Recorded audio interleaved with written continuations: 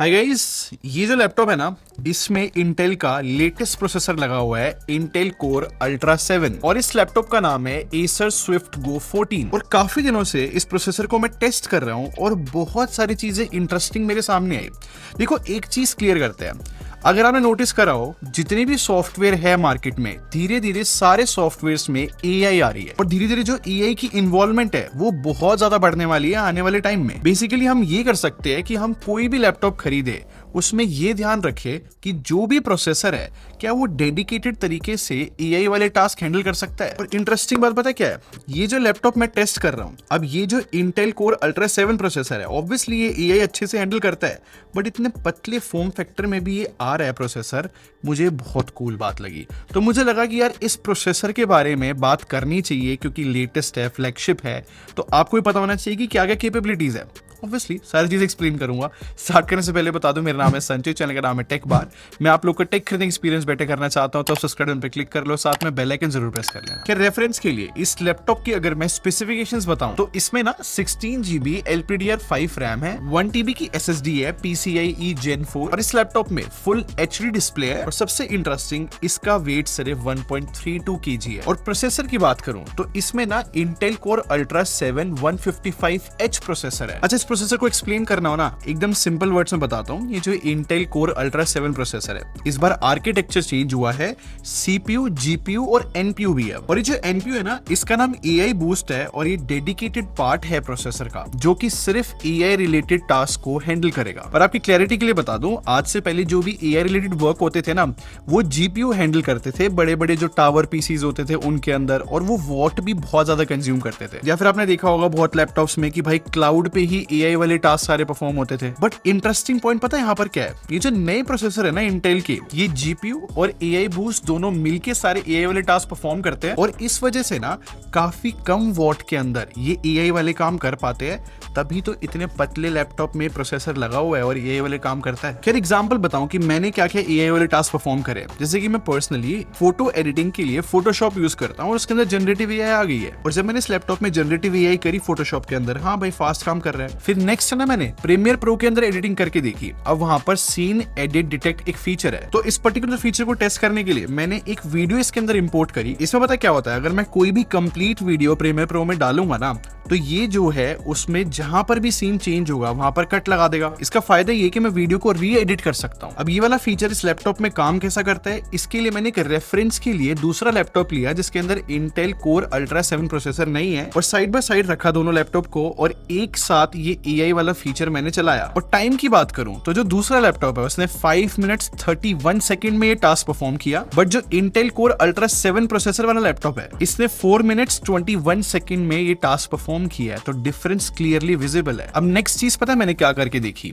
Audacity एक software है, उसके अंदर एक AI प्लगइन आता है जिससे नॉइज रिड्यूस हो जाती है, मैंने वो रन करा इसमें, और 15 मिनट की ऑडियो फाइल थी मेरे पास, मैंने उसमें AI प्लगइन को रन किया और 13 मिनट में इसने प्रोसेस कर दिया और सिर्फ 7% बैटरी लूज करी। इनफैक्ट ऐसा बताया जाता है कि आज के टाइम पे 100+ सॉफ्टवेयर जो है AI का यूज ले रहे हैं, और जैसे कि इस लैपटॉप में हमने देखा कि कैसे इतने कम फॉर्म फैक्टर में, इतने पतले फॉर्म फैक्टर में AI कितनी एफिशिएंटली वर्क कर रही है, ये हम यूजर्स का ही फायदा है। और सिमिलरली ना गेमिंग में भी फायदे है AI के। मतलब अगर आप कोई भी गेम खेलते हो तो आप उसको लो सेटिंग्स इसलिए खेलते हो ना जिससे उसमें ज्यादा FPS मिल जाए। I mean, किसी भी पतले लैपटॉप में तो आप ऑब्वियसली लो सेटिंग्स पे खेलोगे, बट ये जो इंटेल के लेटेस्ट प्रोसेसर है ना, इनके अंदर इंटेल XeSS आता है। इसका काम है कि भाई AI की मदद लेके सारे गेम्स को अपस्केल कर दे। अब इंटरेस्टिंग चीज देखो, रिजल्ट्स नो डाउट बहुत सही आए हैं। मतलब ये जो गेम है ये इंटेल XeSS सपोर्ट करता है, और नो डाउट जो ग्राफिक्स है वो मुझे बेटर लग रहे हैं क्योंकि रेजोल्यूशन बढ़ चुका है, इस वजह से शार्पनेस भी दिख रही है। इन शॉर्ट AI की वजह से ना मुझे सेम गेम सेम सेटिंग पे ज्यादा शार्प दिख रहा है। तो नो डाउट यार, इस प्रोसेसर की वजह से और AI की वजह से बेटर गेमिंग हो रही है इतने कम फॉर्म फैक्टर में,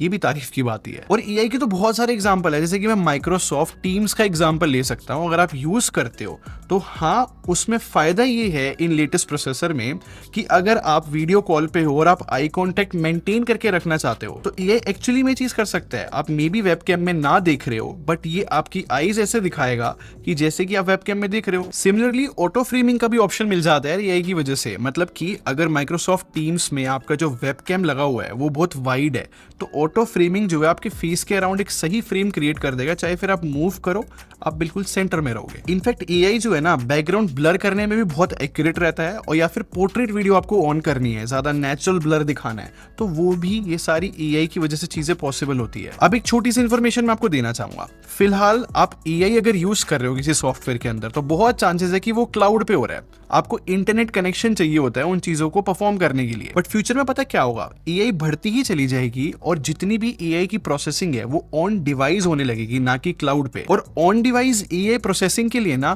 पावरफुल एनपीयू की नीड होती है, जो कि बेसिकली इंटेल अपने लेटेस्ट प्रोसेसर में प्रोवाइड कर रहा है। आई मीन ये जो इंटेल कोर अल्ट्रा 7 प्रोसेसर है इनमें पावरफुल एनपीयू है। इनफैक्ट मैं तो ये भी सजेस्ट करूंगा, अगर आप आज के टाइम पे लैपटॉप खरीद रहे हो कोई भी हाई एंड और अगले 5 साल देखते हुए खरीद रहे हो, तो आई थिंक आपको एनपीयू की तरफ भी नजर डालनी चाहिए कि पावरफुल एनपीयू है कि नहीं उस प्रोसेसर के अंदर जो भी आप लैपटॉप ले रहे हो। ऑब्वियसली यार पूरी ओवरऑल परफॉर्मेंस भी जरूरी होती है, जैसे कि मैं इस नए इंटेल कोर अल्ट्रा 7 के थोड़े से परफॉर्मेंस के बारे में बताता हूँ।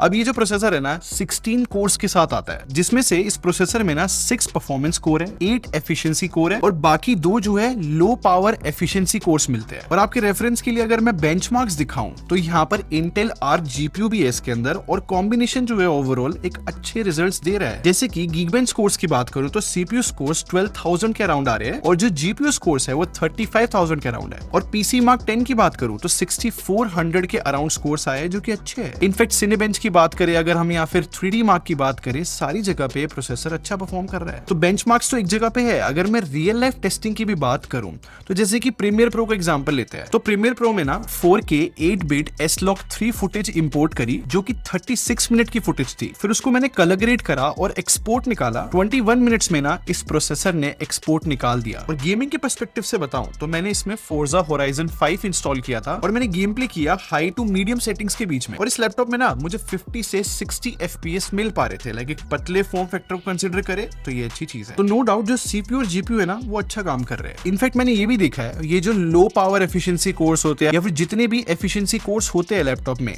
यार उनका ना काम ही यही है कि वो जितने भी लो पावर वाले टास्क होते हैं वो एफिशिएंसी कोर्स या फिर लो पावर एफिशिएंसी कोर्स को दे दिया जाता है। इस वजह से जो बैटरी लाइफ भी है ना वो आप एक्सपेक्ट कर सकते हो कि वो 8 से 10 घंटे के अराउंड डेली रहे, जो कि नो डाउट कोई भी अगर पोर्टेबल लैपटॉप लेगा वो ऐसी एफिशिएंसी एक्सपेक्ट भी करेगा। देखो सारी बातें कंक्लूड करके ना मैं तो सिंपल सी बात बोलूंगा, ये जो latest Intel core ultra processors है ना इनको मैं एक्चुअली में रिकमेंड करता हूँ। और अच्छी बात है यार, इंटेल हमें पता है बहुत कॉमनली यूज प्रोसेसर्स होते हैं और ये एआई गेम में काफी आगे आ रहे हैं, लीड ले रहे हैं, तो ये हम लोगों का ही फायदा है। इनफैक्ट मैं तो ये भी रिकमेंड करूंगा अगर आप फ्यूचर में कोई लैपटॉप खरीदो उसमें आप चेक जरूर करना कि उसमें इंटेल एआई बूस्ट है कि नहीं। फिर ये थी complete story in latest processor की। आप क्या सोचते हो, आपका क्या ओपिनियन है, कमेंट सेक्शन में जरूर बताना। और अगर आपको वीडियो पसंद आई हो तो लाइक बटन पे क्लिक कर दो और सब्सक्राइब करके हमारे टेक बार आर्मी को ज्वाइन कर लो। हम लोग क्वालिटी बिलीव रखते हैं। अगले मिलते हैं।